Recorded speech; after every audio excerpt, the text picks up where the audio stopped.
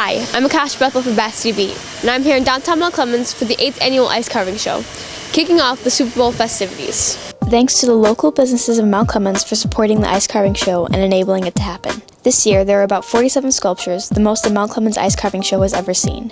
Also, this year we had sculptures from many places, including Alaska. This is our 8th annual ice carving show. Ours is a little different because it is a carving show. Most shows are you come to just view the ice. Here, as you can see, we have artists sculpting ice. There's probably a dozen artists sculpting this morning. Mount Clemens, first of all, is to me one of my favorite shows, just because they like the activity and they want us to do some things that are interactive with the guests and the people that come down to watch it. So what we try to do here is we try and carve a lot on site.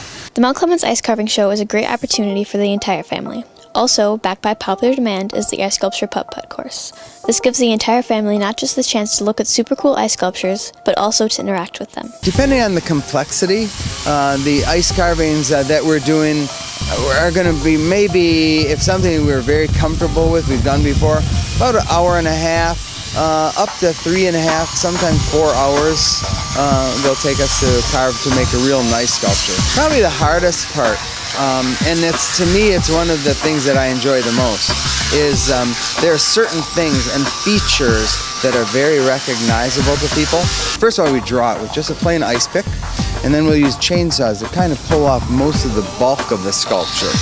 After that's done, we'll use die grinders. A lot of power tools are being used nowadays, so we'll now use die grinders with a very sharp V-bit, and then we'll use that to draw lines, distinctive marks in it, and sometimes features like hair wisping. And then if we need to get a real softness, we'll use a sander.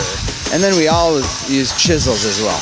How does one really get into ice carving? How did you get into ice carving? Well, I got into it also when I was a culinary student. I went to a school in New York, a real good culinary school, and it was a small part of their program as well. So most of the people that we do get are people that are in the culinary programs.